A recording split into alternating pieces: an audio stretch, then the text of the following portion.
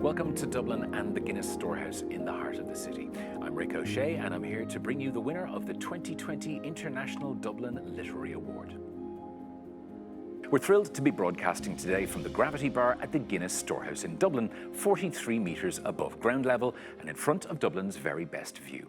As a hub for all that's great about Irish culture, it's no surprise that we chose the home of Guinness at the Guinness Storehouse as the venue for this year's awards. This venue has hosted musicians, artists, world leaders and more in its 20 years of existence, and we're delighted to follow in their footsteps today to celebrate some of the best books released in recent years. 2020 marks the 25th year of the award, which is the world's largest prize for a single work of fiction in the English language or translated into English. Every year, books are nominated for the award by invited public libraries in cities throughout the world, making this award unique in its coverage of international fiction. Titles are nominated on the basis of high literary merit, as determined by the nominating library. They're then judged by an expert panel until a shortlist is chosen before an eventual winner. Today's event is exciting for another reason, as it marks the beginning of the 2020 International Literature Festival Dublin, a fantastic programme of events running until the 28th of October. The winner announcement is taking place during the festival for the first time this year as part of an exciting new partnership. Not long from now, the Dublin City Lord Mayor Hazel Chu will be here with us to announce our 2020 winner. But before that, I have a few people I want to introduce to you. The first of those is Dublin City Librarian Mairead Owens.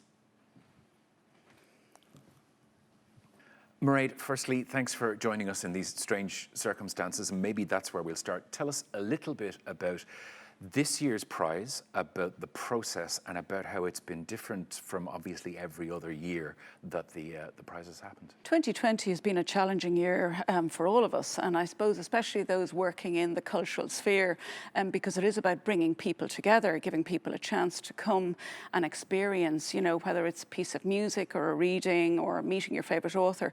So that has been challenging, but in a way it also gives us an opportunity, because in the past we might have had, a couple of hundred people if we were lucky at an event, but now we're creating, a digital record of an event, and hopefully, that will have, international ramifications. It will, give an opportunity to new audiences all over the world. I'm absolutely sure there are people watching now who never have gotten to see this event in person. Exactly. Tell me a little bit about ILF Dublin as well, because normally, obviously, this award would have been given out at this point of the year. Instead, because it had to be delayed, that's given you an opportunity.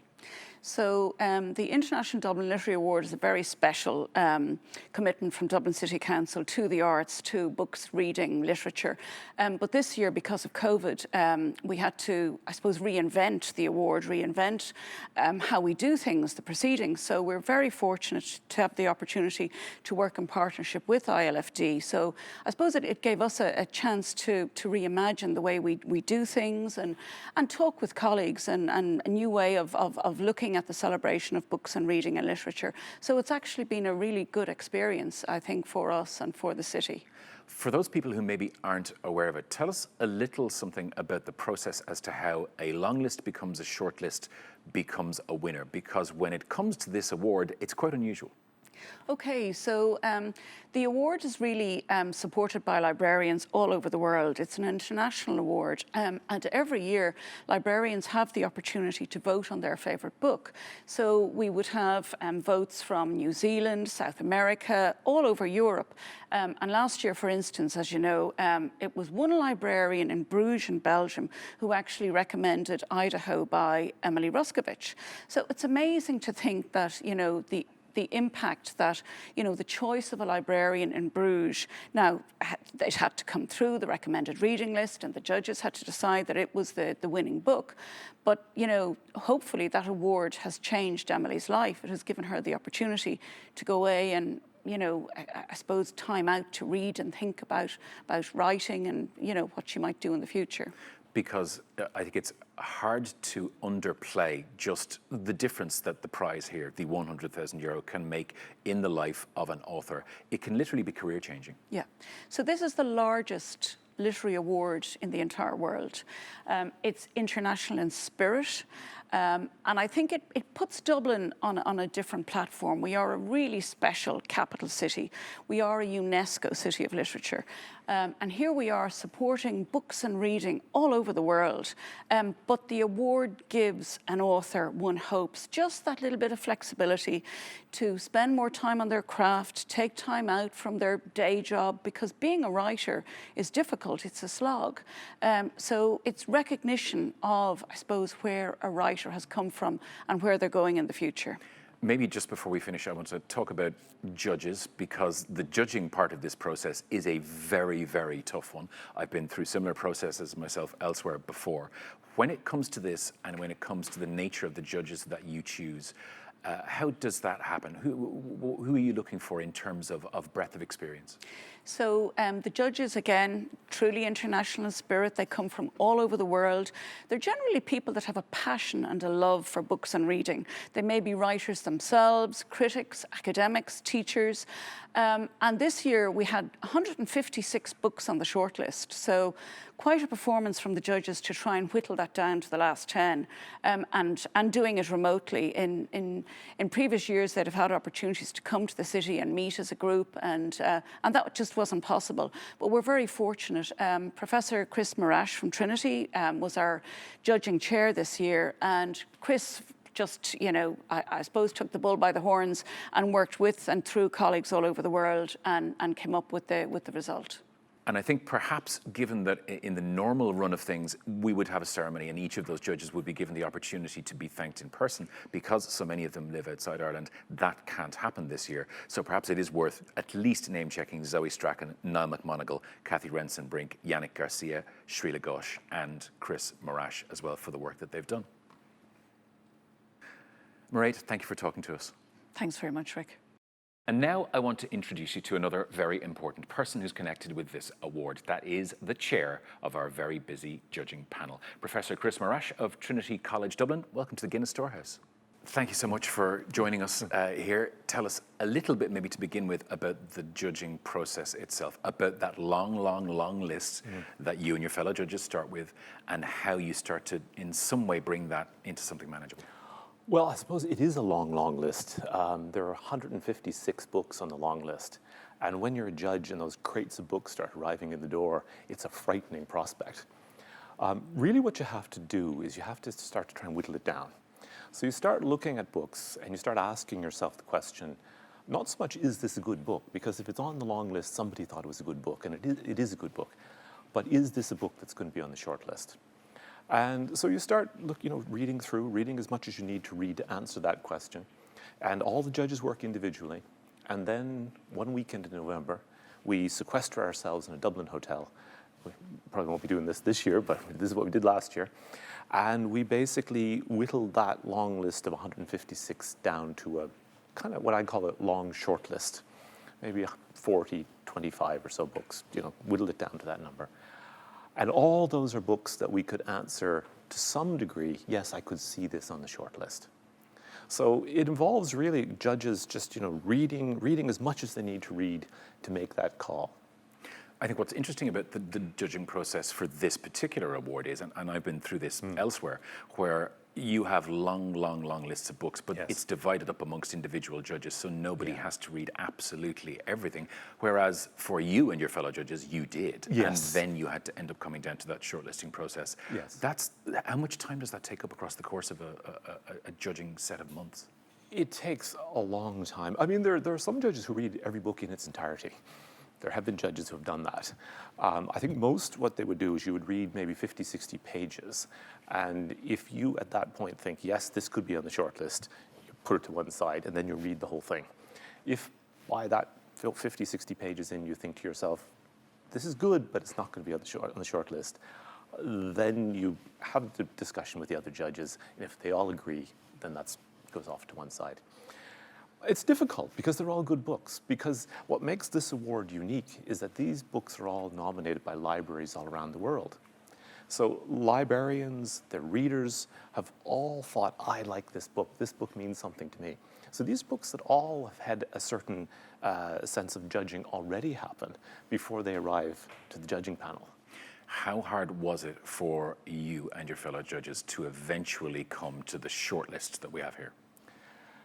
It takes a long time. I think part of it is judges developing a mutual respect for one another's judgment. We listen to one another. A lot of that initial process is really about judges getting to know one another and getting to know the perspective that they bring to the process. By the end of it, my goal as the chair of the judging panel is to have a panel that works as one unit, that we really are able to discuss things openly and honestly and come to decisions. It's difficult. It's very difficult. And the fewer books you have on your list, the harder it gets, because they're all good. Tell me about the shortlist and about, is there anything in particular you think that characterizes the class of 2020?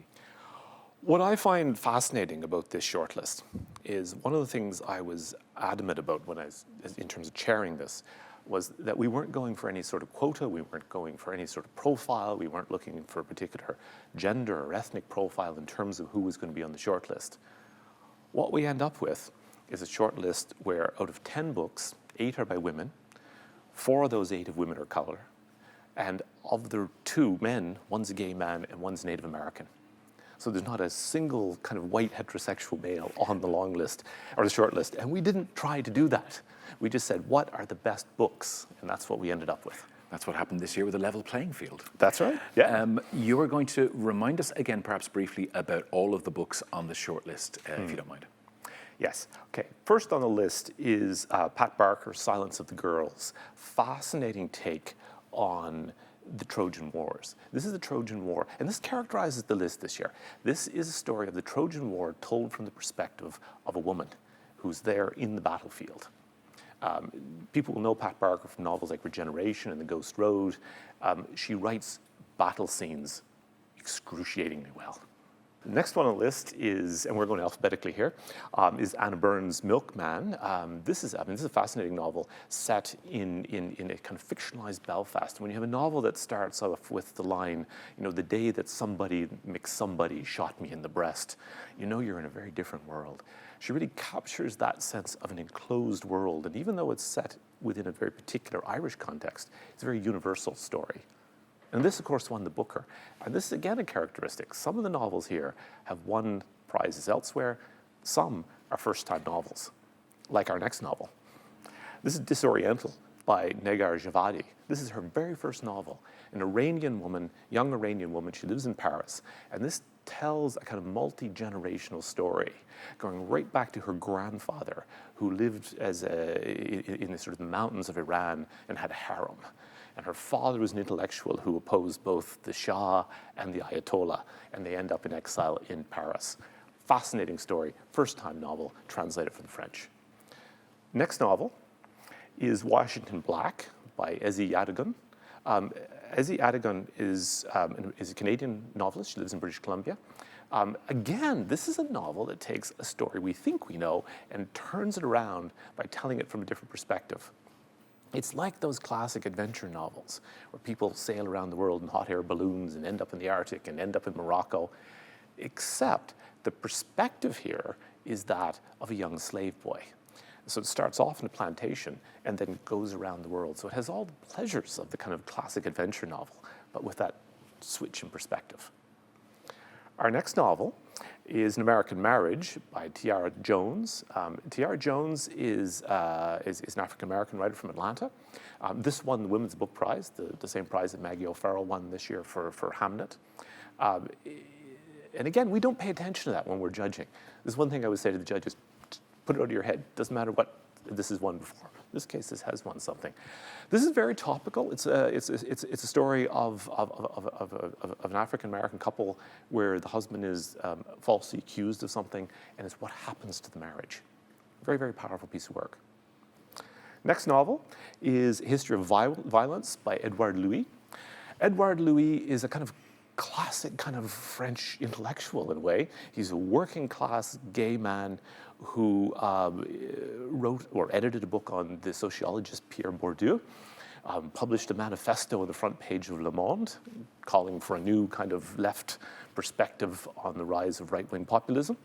And this is his second novel. It's about a young man who picks up another man on the way home one night and is assaulted, and what that does to his sense of himself. It's about race, it's about gender, it's about living in cities today. Very, very powerful piece of work. Our next novel is The Friend by Sigrid Nunez. If Louis is very much a Parisian writer, then Sigrid Nunez is a New Yorker.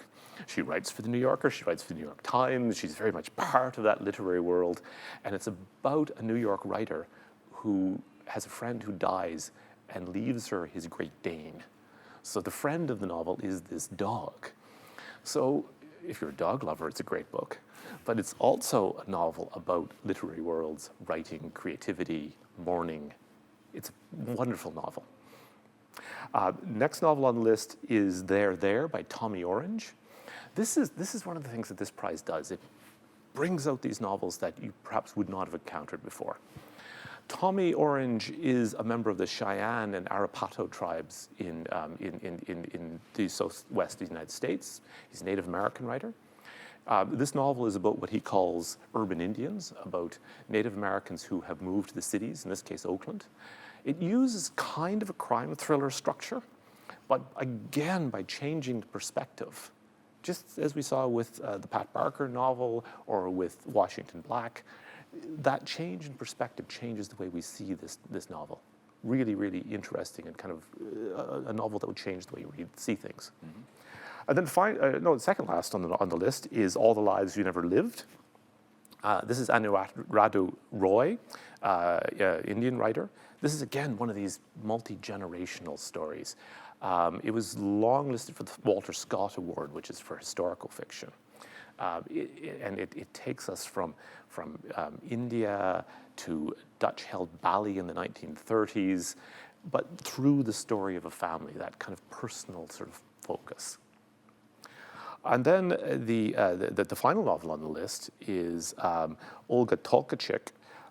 Olga Tokarczuk is a Polish writer, won the Nobel Prize 2018. Drive Your Plow Over the Bones of Our Dead. Great title. It's a line actually from William Blake. And it's about a woman who lives in the west of Poland, Eastern Poland, who is very much opposed to the way in which Poland is today. She's a vegetarian, she's not particularly pious, and she's very much opposed to the way in which Poland is taking shape today. Very funny novel, very witty, and very, very powerful. And one of them is going to have to win, and we'll find out who that is in a few minutes. Nonetheless, they are an exceptional set of books. They are. Chris Morris, thank you very much for joining me here today. Thanks. Well, it won't be long now. We are very close to finding out the winner of this most prestigious prize. Let's hear from the source of the award itself, representing Dublin City Council, the CEO, Mr. Owen Keegan. It's a pleasure to be with you today at the Guinness Storehouse as our 2020 International Dublin Literary Award winner is finally announced. This year has been a challenging one for our city, as it has been for cities and people all over the world. As it does every year, the Dublin Literary Award has reached out to people all over the world, from 119 different libraries, in fact, to bring you the 156 nominated books. Each one has been carefully considered by our expert judging panel until the eventual winner was chosen. Partnership with our colleagues abroad is what makes this award so unique. Every year we are given an opportunity to share in the literature of the world and to allow the world to share ours. Our long list provides inspiration and reading joy to people from so many different places. Dublin is a UNESCO City of Literature, and we have always believed in the power of literature as a positive force for our citizens and the world at large. Because we believe so strongly in the power of words, Dublin City Council supports the International Dublin Literary Award every year, and it is the sole sponsor of its €100,000 prize. It is with great pride in our city that I now introduce you to our Lord Mayor Hazel Shue, who will reveal the 2020 winner. Hi folks, I am so pleased to be Dublin's Lord Mayor in this special 25th anniversary year for the International Dublin Literary Award. We have had a wonderful and inspiring shortlist, but now it's time for me to reveal the book that the judges have deemed to be most worthy as the winner. The 25th winner of the International Dublin Literary Award is Milkman by Anna Burns. Congratulations, Anna. And now I believe we can go to the Irish Embassy in London. Thank you, Ambassador O'Neill.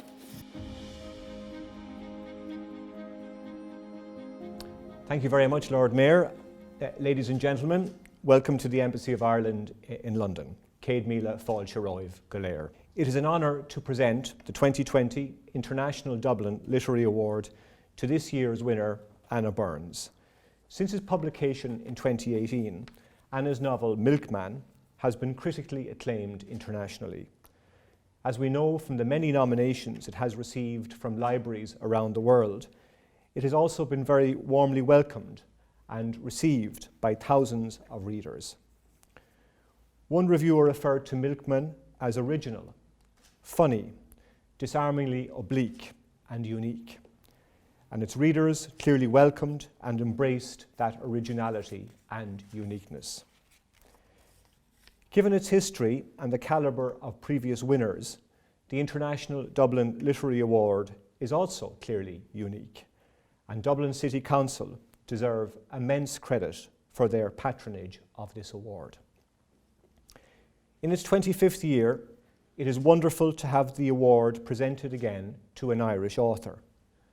I've always been very proud of the success of Irish artists in Britain, and Anna Burns has certainly enhanced the literary reputation of our island.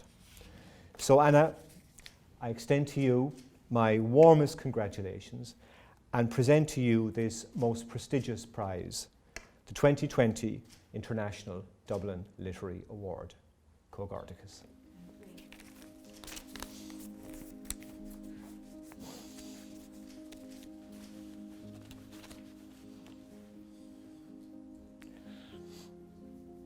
This is an extraordinary honour, especially given the fantastic list I found myself on.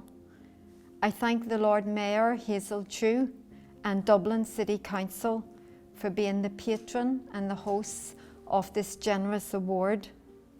Also, I salute them for representing Dublin's position at the cultural heart of worldwide literature.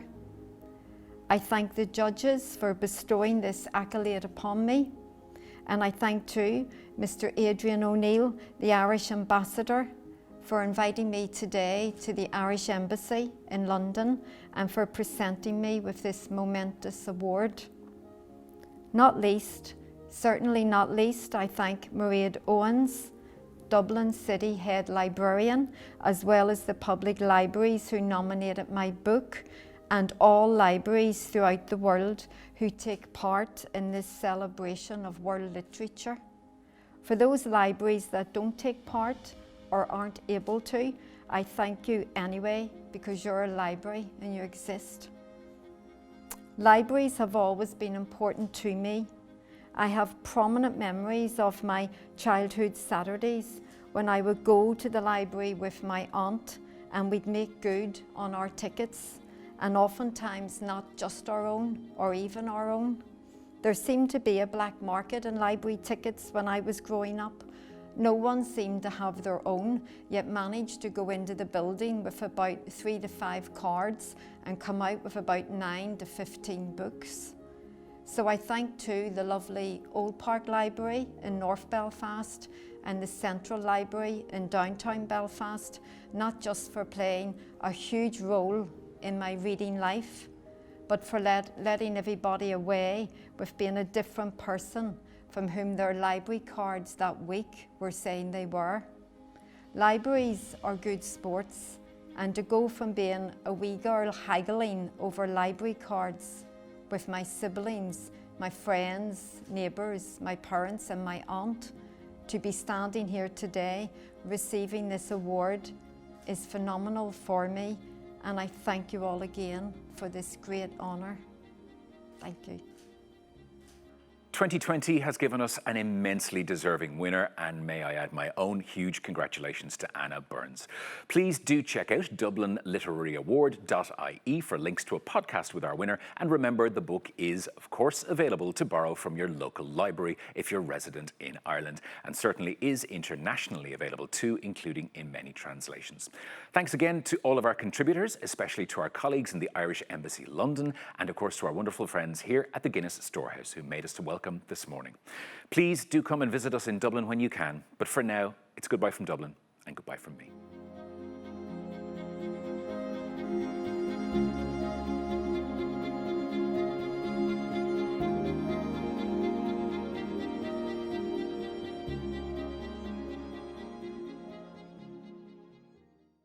RTE, supporting the arts.